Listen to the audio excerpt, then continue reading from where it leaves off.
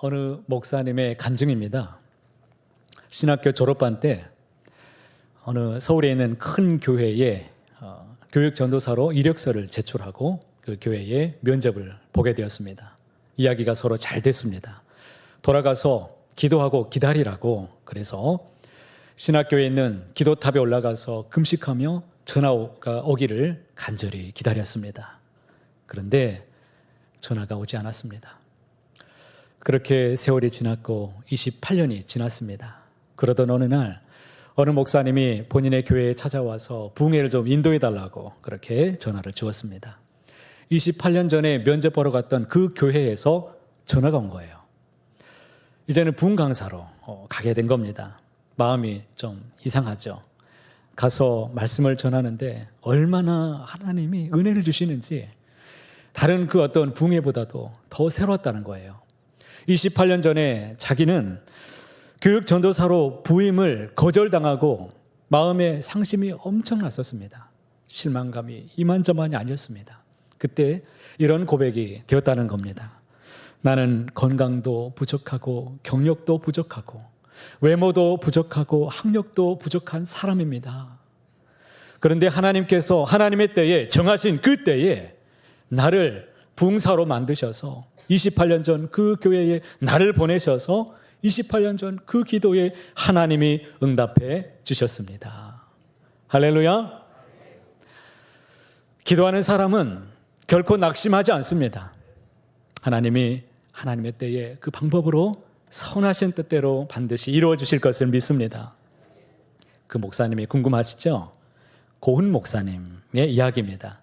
우리 교회도 오셔서 부흥회를 인도하셨던 목사님이신데요. 여러분, 하나님의 응답은 우리의 생각을 초월하시는 분이십니다. 하나님을 굳게 붙잡고 믿음으로 나아가는 저와 여러분 되시기를 간절히 소망합니다. 영국의 유명한 스펄전 목사님, 여러분 잘 아시죠? 그분이 기도에 대해서 이렇게 말했습니다. 기도란 무엇인가? 기도는 아래에서 줄을 잡고서 당겨서 하늘 위에 있는 큰 종이 있는데 이 종이 하나님의 귓전에 울리도록 당기는 것과 같다, 이렇게 말을 했습니다. 어떤 사람은 그냥 그저 그대로 힘을 쓰지 않고 줄을 잡아당기기 때문에 종이 울리지 않습니다. 또 어떤 사람은 몇 번 힘을 쓰다가 그냥 포기하고 만다는 겁니다. 그런데 어떤 사람은 그 줄을 단단히 붙잡고 전력을 다해서 계속해서 소리를 울려야 될 때까지 계속 힘을 쓴다는 겁니다. 내 앞에 어떤 일이 있을 때 여러분들은 어떻게 지내고 계십니까? 무슨 일을 당하든지 이 기도의 줄을 단단히 꼭 붙잡으시길 바랍니다. 그리고 이 종이 울려 퍼질 때까지, 그리고 이것을 힘있게 전력을 다해서 어떤 일이 있어도 포기하지 말고 끝까지 힘을 주어서 계속해서 잡아당기시는 저와 여러분 되시길 간절히 소망합니다. 하나님은 반드시 우리의 모든 사정을 다 듣고 계시고 알고 계시는 분이십니다. 어떤 모양으로든지 하나님이 예쓰든지 노이든지 기다리라고 하시든지 반드시 인생의 답을 가르쳐 주실 줄로 믿습니다. 그런데 이런 생각을 해보게 됩니다. 기도하는데 때때로 낙심이 찾아올 때가 있지요. 기도하는데 왜 실망이 오는 것일까요? 기도하는데 왜 아픔이 오는 것일까요? 그것은 우리가 기도해도 내 뜻대로 잘 이루어지지 않을 때 찾아오는 그런 감정들, 아픔들이 우리에게 아마 있을 수도 있을 겁니다. 그래서 예수님께서 항상 기도하되 낙심하지 말아야 될 것을 비유로 오늘 가르쳐주고 있는 본문입니다. 성경에 보면 인생의 문제에는 세 가지 답이 있다라고 기록됩니다. 우리에게 말씀하죠. 성경에 보면 인생의 답이 세 가지가 있습니다. 첫 번째는 오답이 있어요. 틀린 답이 있다는 겁니다. 누가복음 15장에 보면 탕자가 나오죠. 이 탕자가 추구했던 행복이 무엇입니까? 그는 아버지의 집을 멀리 떠나서 살아가면 행복할 줄 알았습니다. 그래서 아버지의 재산을 그가 취해서 멀리 떠나서 살아보려고 애썼습니다. 그러나 행복이 있지 않았습니다. 오히려 기다리고 있었던 것은 인생의 너무나 쓴맛을, 고통만을 그가 맛보았던 것이죠. 그것이 오답이었다는 것을 늦게 알고서는 후회의 눈물을 흘리고야 말았습니다. 마가복음 5장에 보면 12년 동안 혈루증을 앓아왔던 한 여인이 등장합니다. 이 여인은 자신의 인생의 문제를 해결하기 위해서 세상에서 온갖 방법을 다 동원하여 애쓰고 수고한 사람이었습니다. 그런데 결과가 어떻습니까? 마가복음 5장 26절에 이렇게 기록합니다. 많은 의사에게 많은 괴로움을 받았고 가진 것도 다 허비하였으되 아무 효임이 없고 도리어 어떻게 되었습니까? 더 중하게 되었다고 지금 말씀합니다. 답인 줄 알고 따라가는데 그것이 답이 아니었습니다. 틀린 답이었습니다. 오답이었어요. 돌아가기에는 너무나 멀리 왔고 잃어버린 것들이 너무 많았습니다.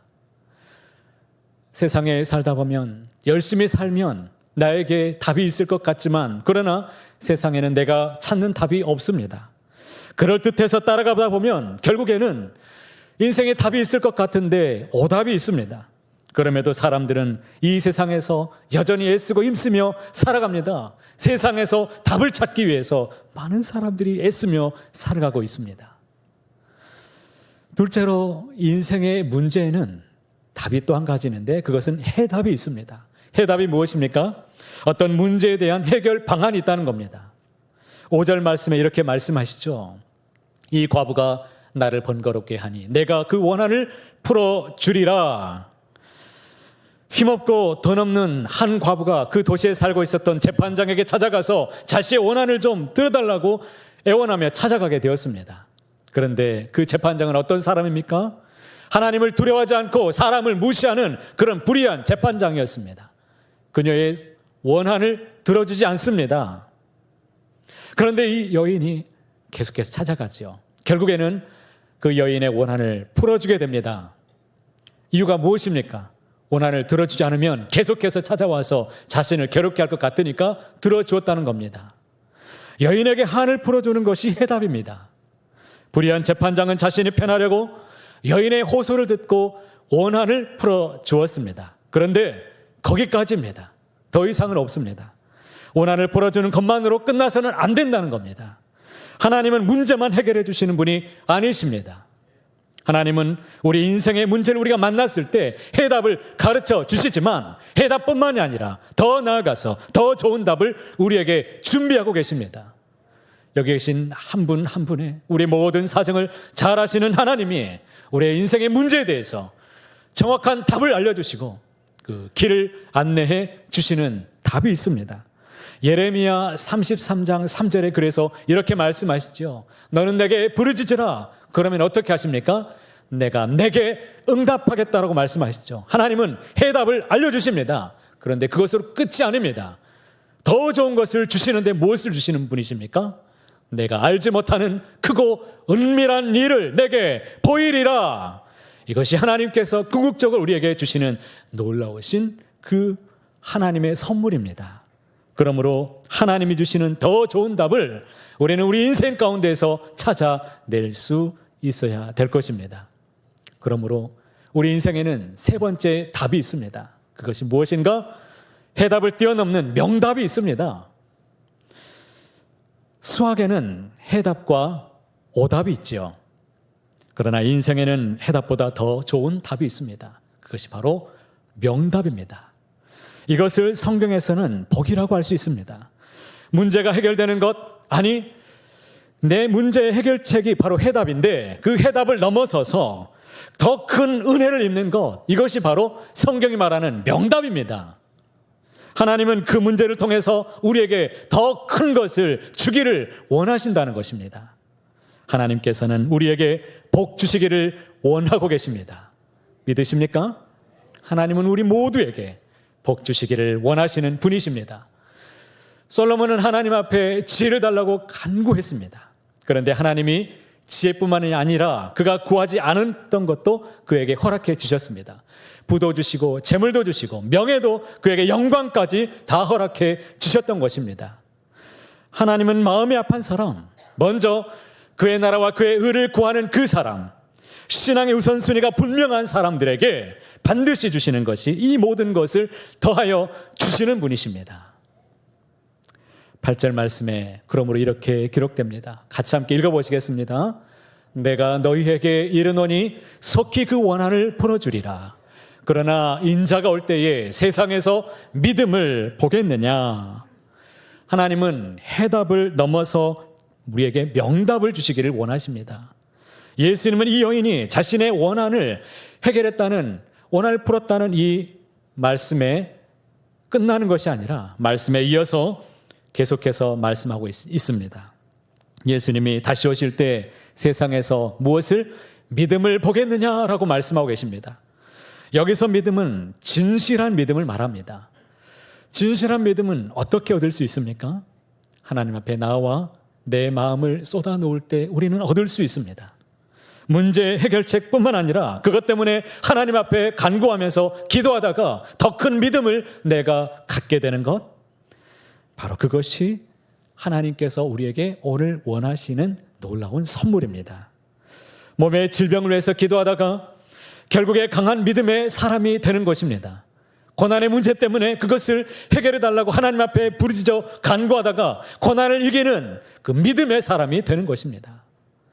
하나님은 해답뿐만이 아니라 더 좋은 명답, 다시 말하면 더 큰 복을 우리 한 사람 한 사람에게 준비하고 계시는 분이십니다.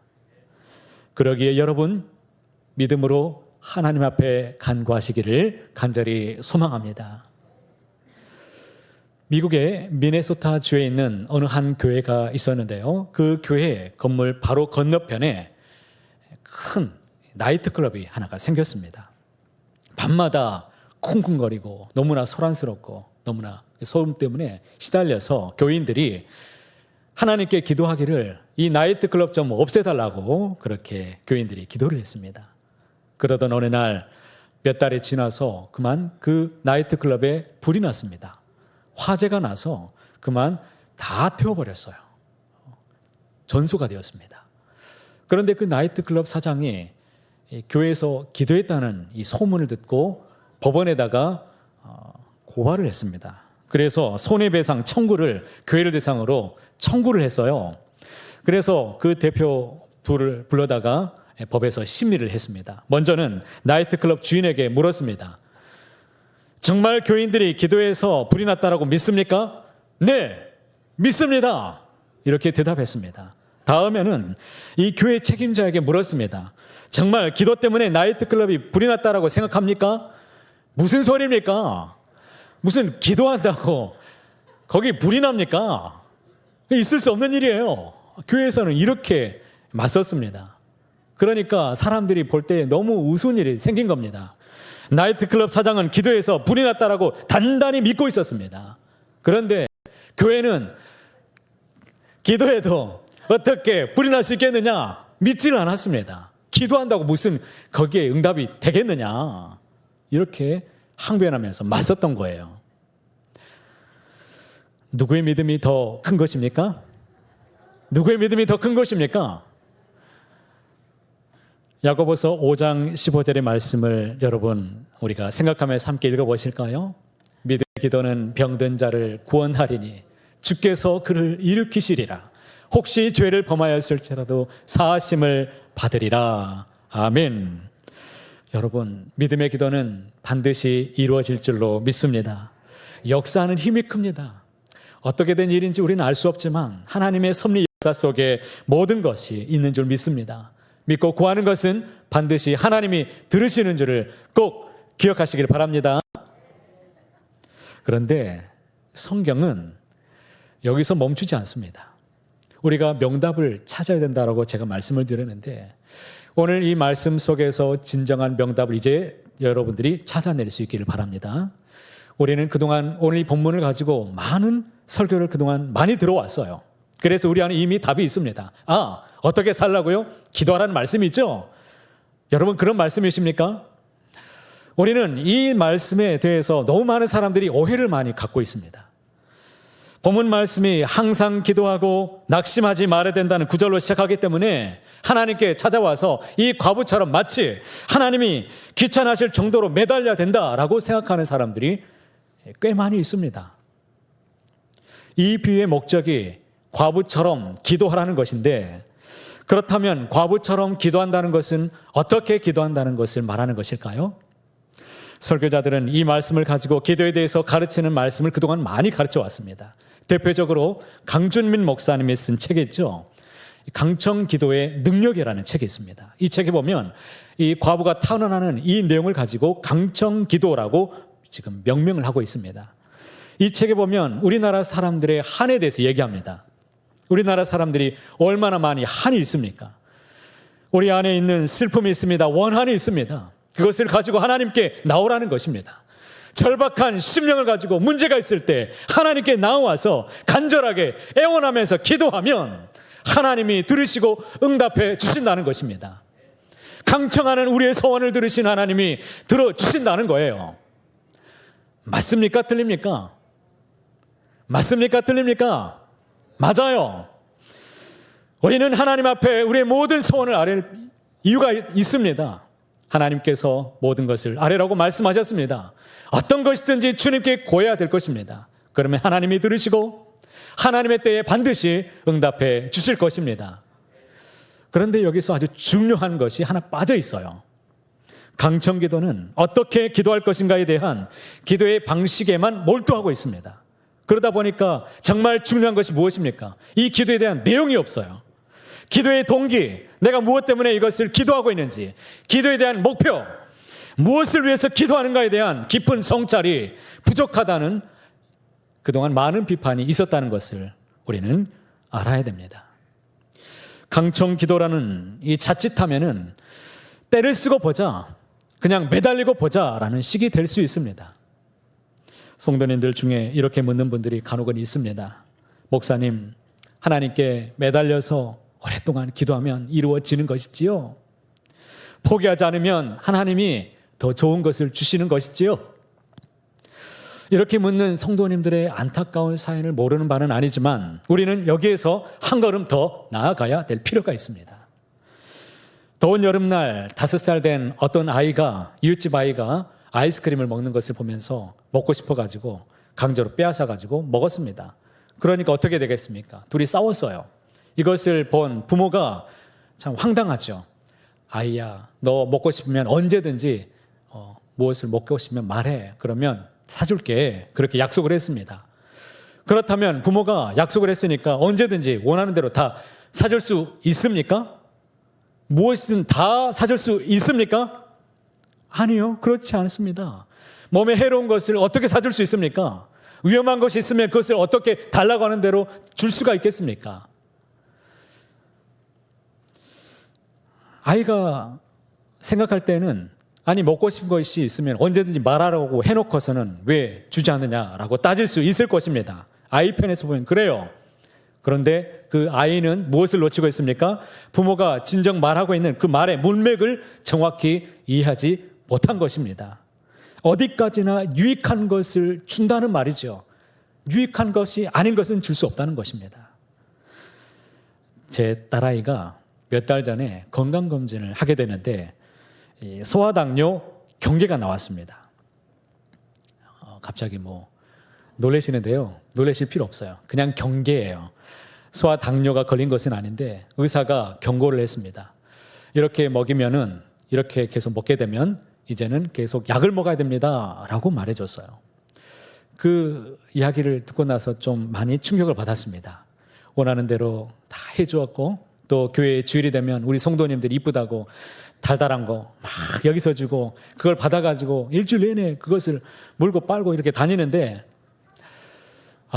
그래서 어느 날부터 아이 몸이 불어나기 시작하는데 이게 문제가 있었던 것이죠. 그래서 안 되겠다. 그래서 3개월 이제 단속에 좀 들어갔습니다. 3개월 뒤에 병원에서 다시 검사를 받아보니까 정상 수치로 돌아왔어요. 의사도 놀라더라고요. 아니 3개월 만에 어떻게 이럴 수 있느냐라고 물었는데 그 사이에 어떤 일들이 있었냐면 우리 성도님들 중에 같이 아이하고 밥을 먹는 장면을 보신 분이 이런 말을 했었어요. 아니 목사님, 아이가 먹고 싶어 하는데 좀 원하는 대로 내버려 좀 두세요. 아니 속사정도 모르시니까 그런 말을 할 수 있지요. 어떤 분은 심지어 아동부니까 내가 챙길게요. 아동부 그러니까 아동부가 주겠다. 이렇게까지 나오시는 분들이 있었는데 그럴 때마다 제가 어떤 생각이 들었냐면 아버지로서 좀 째째한 아버지가 된 그런 느낌이 좀 들었습니다. 그리고 아이가 원하는데 다 들어주지 않는 마치 과잉 보호자가 된 그런 느낌을 받았습니다. 그때 제가 문득 들었던 것은 하나님도 이러실까? 하나님의 마음을 좀 느낄 수 있었습니다. 하나님은 왜 우리가 원하는 대로 다 주시지 않으시는 것일까요? 우리가 의지하고 믿고 기도하는 하나님은 때를 써야 겨우 응답해 주시는 분이 결코 아니십니다. 강청기도의 결정적인 잘못된 것이 바로 여기 있습니다. 하나님을 격화시키는 것, 하나님을 째째한 분으로 만드는 것입니다. 하나님께 달라고 매달려야만이 간신히 하나님이 이거 조금 주는 것, 그런 째째한 하나님을 우리는 그렇게 믿고서 살고 있습니다. 애원해야, 강청해야지, 매달려야지 하나님이 뭔가 조금 주시는 분으로. 그런 하나님이십니까? 그러므로 우리는 과부가 재판장에 가서 어떻게 탄원했는가 보다는 그가 무엇을 탄원했는가에 우리는 주목해야 되는 것입니다. 당시 과부는 고아와 함께 최우선적으로 보호받아야 될 사회적인 약자였습니다. 그녀는 누군가 도와주지 않으면 도무지 살아갈 수 없는 그러한 처지에 있는 사람들이지요. 재판장은 이러한 사회적인 약자 편에 서서 그들이 억울한 일을 당하면 그 누구보다도 앞장서서 그들의 원한을 들어주고 도와줘야 될 사람들이 누구냐? 책임 있는 사람들이 바로 그런 사람들이었지요. 그런데 도리어 약자에 대해서 외면했습니다. 이것이 바로 불의한 재판장의 모습이었다는 것이죠.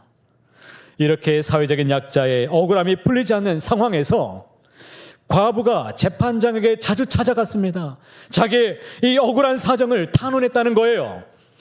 우리는 이 사실에 주목할 필요가 있습니다. 구조적으로 약자들이 송해를 당하고 있는 이 현실 앞에서 힘없고 가난한 과부가 그것도 불의한 재판장 앞에서 자기의 원한을, 이런 억울한 사정을 탄원했다는 것은 단지 개인적인 권경과 어려움을 푸는 탄원, 그 이상의 의미를 가지고 있다는 것입니다. 가난한 과부의 탄식하는 기도는 그저 개인적인 원한을 풀기 위한 기도가 아니라는 것입니다. 그녀의 기도는 사랑이신 하나님, 공의이신 하나님, 그 하나님을 철저히 바라보고 의지하는 믿음의 기도였습니다. 하나님, 세상에 불의한 사람들이 이렇게 넘쳐나는데, 이렇게 약자들이 괴롭힘을 당하고 있는데 하나님 어디에 계십니까? 하나님 이를 가만히 보고 계시겠습니까? 불의한 자들은 날로 득세하며 기승을 부리며 살아가고 있는데 어찌하여 하나님의 백성들은 가난하고 이렇게 헐벗고 약자들은 이렇게 억울하게 살아가야 되는 것입니까? 어찌 이렇게 된 일입니까? 하나님, 우리 같은 약자들을 긍휼히 여겨 주십시오. 주님, 우리를 불쌍히 여겨 주십시오. 불의한 자들은 심판하시고 하나님의 의를 드러내 주십시오.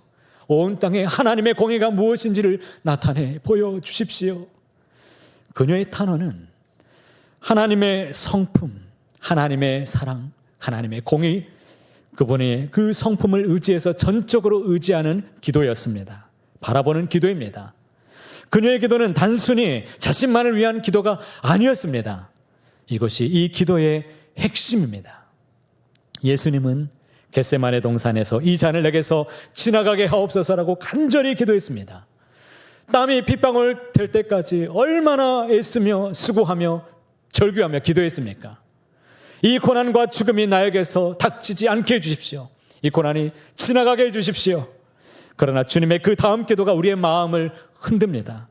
그러나 나의 원대로 마옵시고 아버지의 원대로 되기를 원하나이다. 아버지께서 나를 죽음의 그 십자가상에 나를 달리시기를 원하신다면 나의 살고 싶은 이 기도 개의치 마시옵소서. 신경 쓰지 마옵소서. 아버지의 원대로 되기를 원하나이다. 여러분, 내 원대로 다 이루어지는 것이 이것이 믿음일까요? 나의 소원이 있지만 아버지의 뜻이 이루어지는 것을 더 구하고 원하는 것이 진정한 믿음인 줄 믿습니다. 아버지의 뜻이 다른 곳에 있다면 주여 그것을 나에게 가르쳐 주십시오. 그것을 나에게 깨달을 수 있도록 인도해 주십시오. 아버지의 뜻이 이루어지기를 원합니다. 왜 그렇습니까? 아버지의 뜻이 이루어지는 것이 우리를 살리고 모두를 살리는 길인 줄 믿기 때문입니다. 사도 바울은 육체의 가시를 위해서 3번씩이나 하나님 앞에 간절히 구했습니다. 하나님은 내 은혜가 내게 족하도다. 이는 내 능력이 약한 데서 온전하여 짐이라 라고 말씀하셨습니다. 바울은 더 이상 자신의 원대로 기도하지 않습니다. 거기서 멈췄습니다. 가시와 같은 약함이 있는데도 자신을 통해서 많은 일을 이루시는 하나님, 바울은 자신의 능력이 아니라 하나님의 능력대로 모든 것이 이루어진다는 것을 보면서 그는 겸손한 사람이 되어집니다. 이러므로 육체의 가시에 대해서 도리어 기뻐하고 자신의 약함을 온 세상에 자랑하는 사람이 되었습니다. 기도하는 사람은 약함을 자랑하고 기도하지 않는 사람은 자신의 능력을 자랑합니다.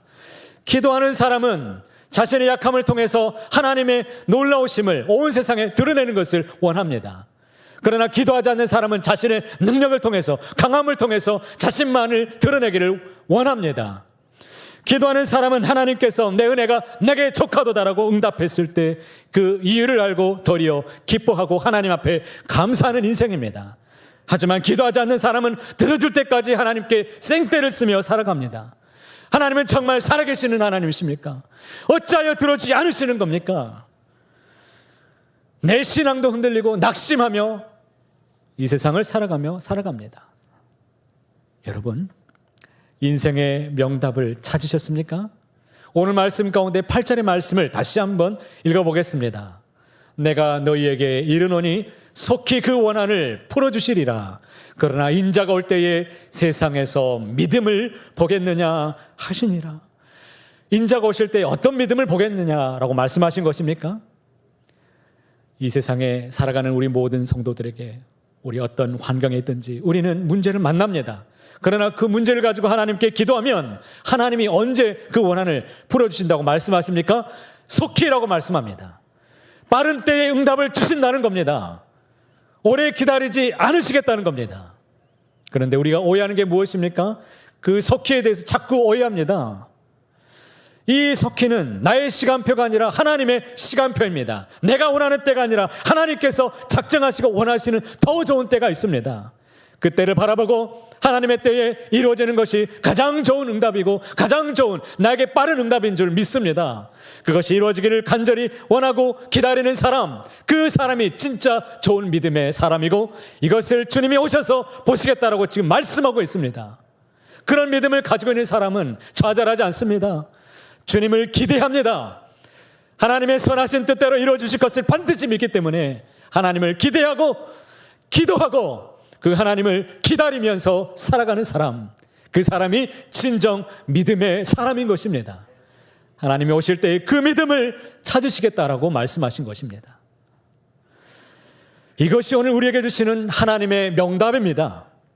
그것은 우리에게 문제를 해결해 주시는 것보다 더 좋은 해답이고 명답인 줄로 믿습니다. 사랑하는 성도 여러분, 우리는 여전히 세상에서 어려운 일들 많이 있습니다.